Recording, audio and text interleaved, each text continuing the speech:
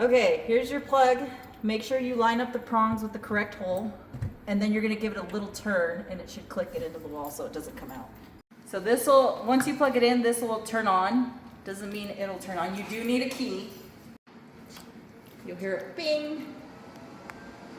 Usually takes about 15 to 10 minutes to warm up, so make sure you give yourself enough time. Okay, so here are distance gauges, our smaller ones. So here are your sliders, your attachments. It goes from 1.5 to 3 by 10. That's your vascular one usually. And then they'll usually use your distance gauges will correlate with whichever one they pick. So the numbers are just on here. So the spot size is a 6, an 8, and a 10. The smaller ones usually just go on vascular. We always have 2 hand pieces. If it's not shooting appropriately, make sure you check your windows. So there's windows in here already put together. There's extra. And then the distance gauges you shouldn't have to do. I try to check them and make sure they're okay. Make sure you don't lose these caps. But also, these little windows can be broken or scratched. That's what these are for. These are just extra. Some of these you can just spin the top off and it'll come off and you can change the window. Other ones do have like a gasket that you might have to get something to pull it off with. Like, see the white gasket? That would have to come out for your window for you to be able to exchange your window. Your window should just be cleaned off with rubbing alcohol. You're going to want to do that for the window in here and this one when you're done using. Your distance gauges are not disposable. They'll have to go down to CP. They'll have to soak them in alcohol. I think it's for like 12 hours. Usually they just return it back to the cart. And also to this one. Your vascular one we don't use very often, but it tells you what sizes go with it. And also too, when removing, you're going to want to click this button in to be able to put that distance gauge in there. And you'll hear the clicking usually when you want the size, and I'll show you guys in a second what it looks like on the screen. Okay, when putting this guy on, I usually just set the handpiece in there. First thing you're going to want to do is connect the fiber portion. So it does have a groove, so you just want to line that up and push it in. From there you'll have a red dot. Line it up right here with your other red dot. This one, you're going to have to push in the sleeve because it's under pressure because of the gas, if you heard that. So it'll release when you release it, it'll make that noise, which is normal. And then make sure you hang up your fiber. You don't want it to get crushed. It's very sensitive. We only have one currently in-house. We do have 2 of the vascular. Clinical engineering has the second one of the vascular handpiece. If something happens, you can call them and they can bring you an extra one. The screen will usually start with your Alexandrite. If you're doing it with Rima, she usually likes the YAG. So you can change it. You just have to hold this down. And then we ask what gauge they want. So we'll come back over here. Usually, if you're doing like hair removal, we can do this one. So this one is the 6, 8, and 10. So make sure you take off your tip. And then you're going to want to push this in to remove the entire thing. From there, you're going to want to slide this guy in, and you should hear it click.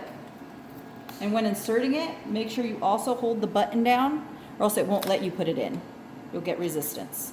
And then usually what I do, depending on what size they want, I'll let go of the button and just slide it in.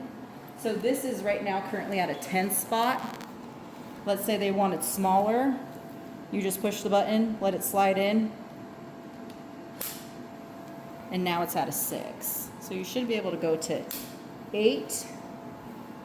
So basically all the sizes that you see around it are the sizes you can go to. So usually what I do is to adjust it, I'll just let go of the button once you push it in because now it's mobile, but it'll lock in place once it hits the groove that you want it on the size basically. So this is, we can do a 10. So and then we'd grab our distance gauge. So this one you'll always need a distance gauge. And you just literally just place it on here. Kind of, you'll hear like a little tiny click. Just make sure that doesn't come off. It's not super tight on there. Once you put that in, we're going to do the calibration. So make sure you hit all your little buttons. Give it a second. Now it's calibrating for you.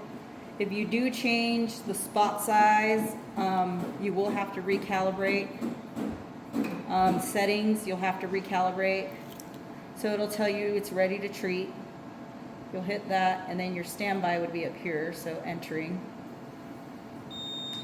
And it's ready now. Usually setting-wise, I let them choose what they want. This should always, usually it's 30 to 20.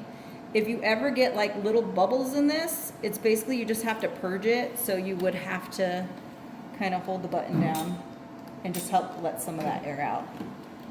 Or gas, whatever, the coolant. If you ever see bubbles here. Or also too, it'll have you purge it, or you can just hold it down and it'll purge the bubbles out of it. This is your count. I don't know if you do multiple places and you want to not use the same count, you can just reset it there by holding it. If you need to go look back at it, these would be, tells you the date, the times, the shots on the size, basically their settings.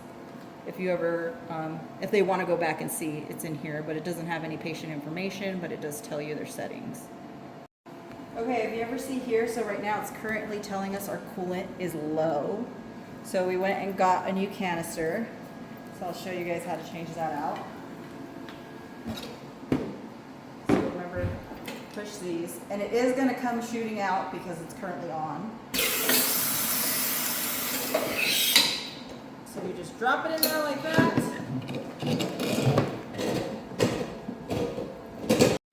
So if you do replace the canister while it's on, you're going to have to turn it on and off. See, now it's currently on. Again, if you do have bubbles in the line, you can purge it from here or just holding the button. So the button up here, so this one will show you all your shots and everything, but we also have the settings. So the foot pedal, it lives above where our diode headlights are. We don't use it, so I just took it off. Here's your little hand piece, but they can switch or alternate. If the hand piece isn't working, just come to that. Okay, and here, this is the brightness of it, so you can turn the brightness of the green on here, up or down right here. You shouldn't have to touch any of this. This is if they want more coolant, but usually we leave it on the 20-30. This has to do with our bottle, telling us the measurement, and that should be good. Don't touch that.